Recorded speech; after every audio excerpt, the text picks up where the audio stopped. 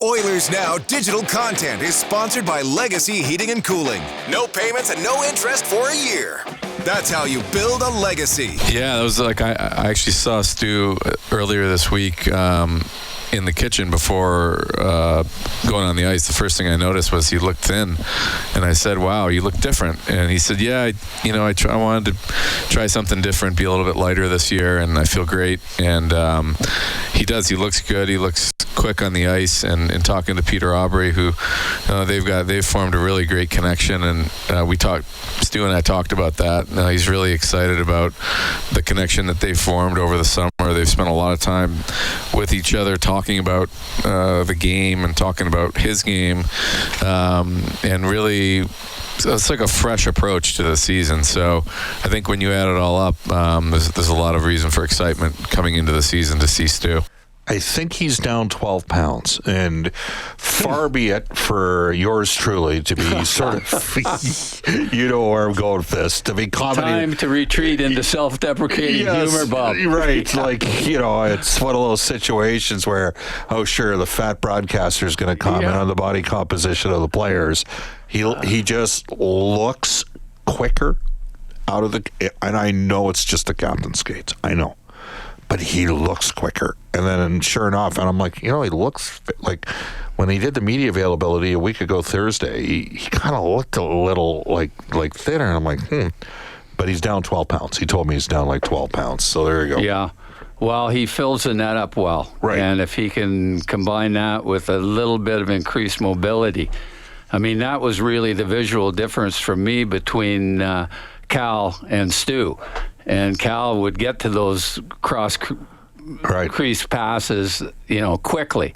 Cal's such a beautiful skater, and Stu is not a bad skater. But I have so much respect for Stu Skinner with what he's endured at times in this marketplace with the heat. That he's got so much mental toughness, and I mean, I'm a fan, and certainly. Cheering for him and wishing a local kid all the best. I mean, he's not a kid anymore. I mean, there aren't too many goalies have taken teams to Stanley Cup Finals over the last couple of years and still receive some of the criticism. But I mean, some of it's on him. He's got to step up and grow. And the first part of development and getting better is recognizing that there's a need there. And I got a ton of respect for Stu Skinner.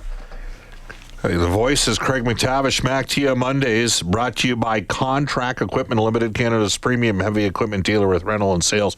Pleased to tell you that Michael from Contract will be continuing the ongoing sponsorship for this upcoming season. So we have to work your...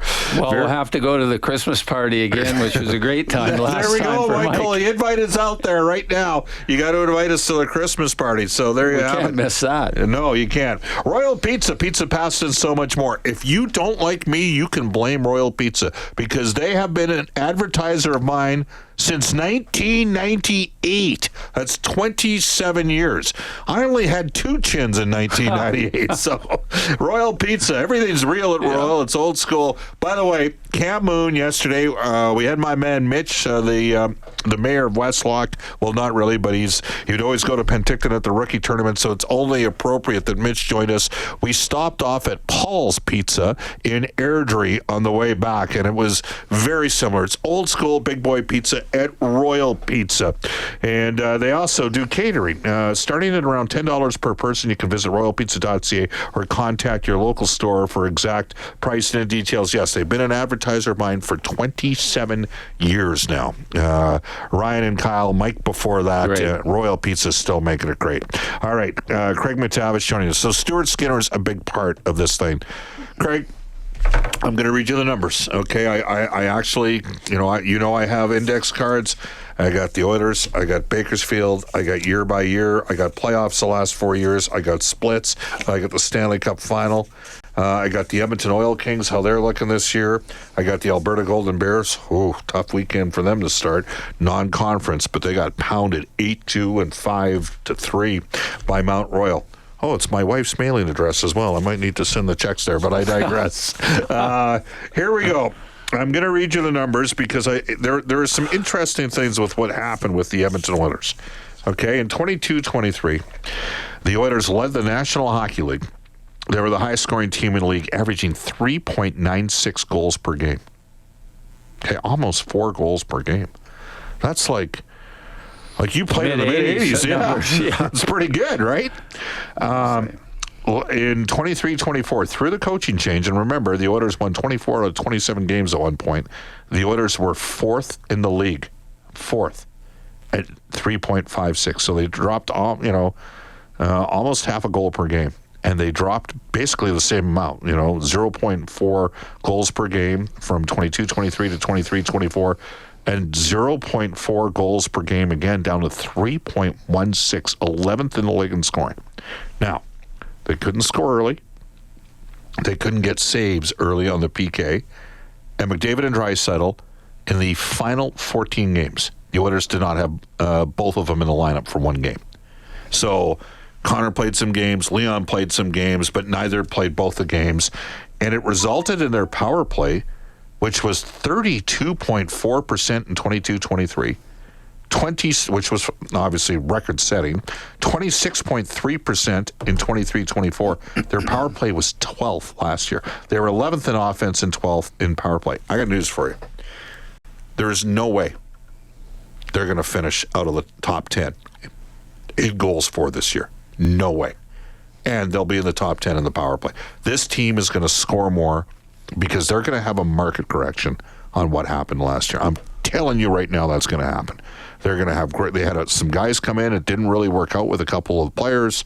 Arvidsson and Skinner didn't, right? They signed Mangiapane. He's looking to rebound. Nobody thinks he's going to be a 20-plus goal scorer, but he did score 35 in Calgary. I think he's a really good fit for Edmonton. Savoy can play with good players. Okay, Howard, let's not overreact to 2 rookie games when the guy wasn't on the ice for 5 days because he had to attend the NHLPA rookie sort of thing. They're not on the ice for those sessions. Like he was off the ice. This team is going to score more than they did. They got Tomasek. They're going to be able to score more. They might not have Hyman. We'll see.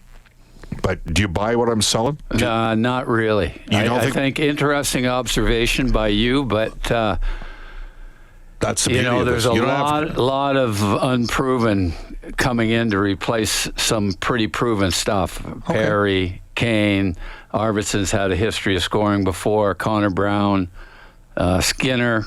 I mean, he scored 13 or 14 goals last year. So Kane doesn't count because he didn't play all last season. Yeah. That was another thing that factored in the offense being lower. There is another reason why I think they're going to score more. It doesn't have to do with the forwards. It's going to have to do with the transition game. They didn't really have Klefbom and Wallman healthy together down the stretch in the regular season. Ekholm coming back, and Wallman. So Ekholm's going to play with Bouchard, one of the top possession metric pairings in the league. Bouchard, he's a machine. Fantastic hockey player. Bouchard? Yeah. Okay. Yeah. Okay. And then that means you're going to have Nurse and Wallman in the second pairing. They are going to... Bowman loves D that can move the puck. He is not a guy focused on size. He wants defensemen that can make plays. Nobody had Wallman even being available. And I think a lot of fans I'm going to tell you right now, they're going to get this guy extended. It's inevitable. It's going to happen. Wade Arnott represents Alt Wallman. I think the impetus for why the offense will become... Think of the challenges they had in the first half of the year. It's a lot of question marks about their defense and losing Broberg and who was going to replace them. And at the deadline, they added Wallman, but we didn't really get to see it come to fruition because Ekholm got hurt as well. I think they're going to score more. But I respect that you don't have to agree with me. And the other thing is, what did Connor say? Well, Connor said he wants to score more. That's good. Well, that's the biggest thing. If he puts his mind to putting the puck in the net more, I mean, he'll push himself over 50 again for sure. I would be surprised if they're not in the top 6. Seriously. Like, they were first and then 4th and 12th. To me, they're due for a market correction. And For me, it's the depth has to, come from unproven sources. The depth scoring in the forward ranks. Yeah. Otherwise, it's all going to fall on Draisaitl and McDavid again. Is Mangiapane an unproven source? No. I think he's he's a guy that realistically playing with top two guys. I mean, I would have said the same thing at Arvidsson last year. Like, he was a proven scorer. Like, I thought he would score. He'd scored wherever he played before. He scored in Nashville. He scored in LA. He played well in the playoffs. So, and he faulted. Mangiapane, I have the same expectation for him. You would think playing with, Connor or playing with Leon to start, with Leon, that he's going to get all kinds of opportunity. What do you think? I mean, in 21-22, he played with he played with Blake Coleman and Backlund, the captain, and scored 35 goals. They had a really good hockey team. They won the Pacific Division. They had great goaltending. They had Markstrom back in 21-22. They had a lot of guys that could move the puck. You talked about it. They had Tanev. They had Rasmus Dahlin. They must have had Giordano. Rasmus Anderson. Yeah. So they had a lot of guys that could move the puck. So you would think that it's realistic that he's going to have a big uptick in his goal production over the last 3 years. What you notice with him is he's got good finishing skills in tight. Okay, like sometimes like guys that can make. He must. 35 goals. Goals are hard to get in the NHL. You put 35 in the net. Can he score 22? Oh, for sure. Yeah. I think they'd be disappointed if he only got 22. Do you think Savoy could have 15 goals and 50 points? Well, he's a guy that I'm most intrigued with because I hear a lot of very good things about Matthew Savoy. The fitness level, you had Kelly. He was Kelly Larson. He was usually the top of the group. Yeah, which is a great sign. And my bar for guys that are a bit undersized in terms of their fitness level is Marty St. Louis. And that guy I saw him once with his shirt off when I was walking by their room. He was absolutely ripped. And if you're going to have an impact at that size, you've got to have escapability and you've got to have some strength. And you can build that if you're dedicated enough. And Matthew Savoy, from everything that I'm hearing, is dedicated. The question I have is how can an organization like Buffalo, who loved him enough to pick him with the 9th overall pick, how could they play him in one game and then walk away from him? What are they seeing, or what did they see that would allow them to McLeod had 50 points for them last year. Well, he had a good year last year, but I mean, you're trading into all that upside that you saw at the 9th overall pick for a guy that was pretty tapped out in terms of what he was going to be as a player. He could have had, I'm not BSing you here, with Savoy, he could have had 10 points in the 2 games, in the rookie games. Yeah. He must have, it's watered down. You have to have that type of performance if you're going to be expected to score. There's no way you can not have opportunity in these watered down prospect games and then expect to turn it on when the big boys come around, because it's a completely different animal. That's a great sign, though. He was the most dominant player, and as he should be. He's got a year in the American Hockey League. He's got all that pedigree, and he's going to get every opportunity to play. And it sounds like he's doing what he can do to take advantage of that opportunity. We missed a guy in our discussion as to who might be able to chip in some offense. It's a guy who's had 17 and 18 goal seasons in the NHL, and he wasn't playing with the big boys when he did it. He was a support player on a good team. Yeah. Okay. Well, he had one goal in 22 games in the playoffs. Right. But let's talk about Trent Frederick when we come back on Oilers Now. All right. Love it. 5:50 in Oil Country. Bob Stauffer, Craig MacTavish. Oilers Now. MacT on Monday is brought to you by Contract Equipment, Canada's premium heavy equipment dealer with rental and sales. 2 guys that provide some physicality One's probably going to be second line left wing to start, Vasily Podkolzin. He's playing for a contract. Another guy got an 8-year extension, had 17 and 18 goal seasons in Boston. Bad high ankle sprain. First time he'd ever had the injury. Trent Frederick. Can they provide some secondary offense for the Oilers as well, Craig? Yeah. Well, I mean, I don't know Trent Frederick that well. I mean, obviously the organization and the management feels extremely positive and optimistic about his ability to come in and provide a staple amount of defense and offense. He's done it before in Boston when Boston was maybe the best team in hockey. They had almost a historic run. We haven't seen that level of offense out of him yet. And, he's normally a guy that I would love. Right. But I just haven't seen enough yet at this point. I will make a prediction. Fans will love Trent Frederick by halfway through the season. Maybe by about November 22nd or so. Well, he looks like an unbelievable teammate. I mean, from all reports, he's tough. He stands up for his teammates. You need guys like that. Kelly Buchberger was one of those guys. And he was great. Vasily Podkolzin, I think there's still a lot of upside with that guy. I mean, from what I've seen, he works his head. Leon likes him because he knows when to pass the puck. And he works. And he gets the puck back, and he's physical. And I mean, I like Podkolzin a lot. And there's room for him to play with Leon because Leon likes him, recognizes and appreciates what he does.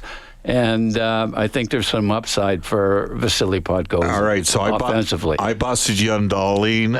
Brian has texted me to tell you, Bob, you said Clefbaum. You meant Ekholm. Good catch. I'll make more mistakes than that, let me tell you. You can text us.